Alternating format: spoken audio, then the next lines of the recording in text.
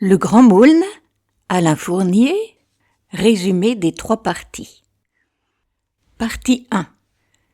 L'histoire est romantique, elle se déroule à la fin du XIXe siècle dans un paysage rural du centre de la France, inspiré de la Sologne. Là se trouve l'école de Sainte-Agathe. Monsieur et Madame Sorel en sont les enseignants. Leur fils François Sorel, le narrateur, jeune de 15 ans au début de l'histoire, voit arriver un jour d'hiver Augustin Maulne, un grand garçon mystérieux qui devient aussitôt son ami. Bientôt les soirs s'animent autour de lui et François, fragile mais fasciné, pressent une aventure qui grandit en secret. Un jour d'hiver, Maulne s'échappe, laissant derrière lui l'angoisse, et bientôt la carriole est retrouvée vide. Après 3 jours d'inquiétude, il revient épuisé, refuse d'expliquer, mais hanté, il cherche sur des cartes le chemin perdu et rêve de repartir. Une nuit, il confie enfin à François son aventure. Parti au hasard, perdu dans la campagne gelée, il s'est enfoncé dans des chemins inconnus. Après une nuit de détresse dans une bergerie, il a découvert au matin un étrange domaine où des enfants préparaient une fête mystérieuse, comme hors du monde. Introduit dans cette fête étrange, vêtu d'habits anciens, il a partagé un repas, a observé des personnages singuliers et a appris que seront célébrées les fiançailles de Franz de Galais. Au matin, dans une lumière douce, il rencontre Yvonne de Galais, la sœur de Franz. Il est tombé amoureux et lui a promis de revenir. Mais le soir, tout s'est effondré. Valentine, la fiancée de Franz, n'est pas venue. La fête s'est achevée dans le désordre et le domaine s'est vidé comme un rêve brisé. Maulne a fui avec les derniers invités, a aperçu dans la nuit des scènes confuses et tragiques. Puis il est revenu seul à Sainte-Agathe, gardant au cœur le souvenir brûlant de ce domaine perdu et enchanté. Maulne tente maintenant de retracer le chemin sur une carte, comme pour retenir ce souvenir qui lui échappe. Pendant l'hiver, les 2 jeunes vivent dans l'espoir de cette quête isolée des autres, tandis que les élèves commencent à s'intéresser à son secret.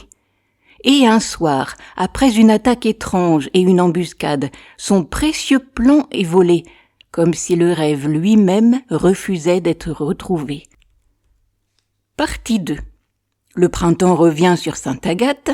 Maulne éprouve toujours le désir inquiet de retrouver le domaine perdu, aidé de François. Un jour, au hasard d'une promenade, François et lui rencontrent un jeune bohémien, dont le front est bandé. C'est en réalité Franz de Galais, changé, errant et plein d'amertume. Il restitue la carte que Augustin Maulne avait commencé à dessiner pour retrouver le château. En effet, des bohémiens avec qui Franz s'était mêlé leur avaient volé lors d'une embuscade. Franz confie son malheur, raconte que sa sœur Yvonne vit à Paris, lui donne son adresse et fait promettre à Maulne de l'aider à retrouver Valentine pour réparer son destin brisé. Les 3 amis scellent une amitié. Peu à peu, Maulne comprend que tous ses destins sont liés autour du domaine et de la fête interrompue. Entre espoir et inquiétude se poursuit la quête pour retrouver Yvonne, dont le souvenir demeure intact dans le cœur de Maulne. Il décide de partir à Paris pour suivre ses études. Sa recherche engage désormais des promesses et des fidélités. Chacun semble poursuivre un bonheur perdu. François Sorel, resté à Sainte-Agathe, dépité, livre à ses camarades le secret du Grand Maulne. Puis il reçoit 3 lettres de son ami. Dans l'une d'elles, Maulne lui écrit qu'Yvonne est mariée. Partie 3. François découvre, par hasard, l'adresse du domaine perdu. C'est le domaine des Sablonnières, près du village du Vieux-Nançay, où il passe chaque année des vacances chez son oncle Florentin. Celui-ci lui apprend qu'Yvonne de Galais n'est pas mariée. François rend visite aussi à sa tante Moinelle avant d'annoncer la grande nouvelle à Augustin. Cette tante lui raconte avoir vu une jeune fille un soir d'hiver revenant d'une fête. Elle l'a secourue, puis hébergée, puis celle-ci est repartie à Paris. On apprend que l'ancien château n'existe plus. Franz a tout vendu pour régler ses dettes. Lors d'une fête organisée, Maulne demande Yvonne en mariage. Le mariage est célébré. Ce jour même, on entend les appels de détresse de Franz, malheureux, toujours à la recherche de Valentine. Maulne, fidèle à ses promesses d'enfance, part. Derrière lui, il laisse Yvonne. Elle ne se plaint pas, elle attend. Les jours passent, les saisons changent et toujours pas de nouvelles.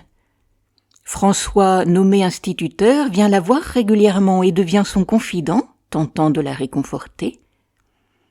Pendant ce temps-là, quelque part sur les routes, Maulne continue son errance. Yvonne met au monde une petite fille, mais elle meurt le lendemain. François s'installe alors aux Sablonnières. Il découvre en fouillant le journal intime de Maulne. Il y découvre des informations sur sa vie passée à Paris. En effet, en cherchant Yvonne, Maulne avait rencontré et séduit Valentine Blondeau sans savoir qu'il s'agissait de l'ancienne fiancée de Franz. Cela lui donne l'impression d'avoir trahi son ami. Maulne avait alors rompu avec Valentine sans ménagement. Pris de remords, il a ensuite cherché à la revoir, mais en vain. C'est la raison pour laquelle il avait décidé de partir. Un jour, Maulne revient, vêtu comme un voyageur, épuisé, ignorant encore la mort d'Yvonne.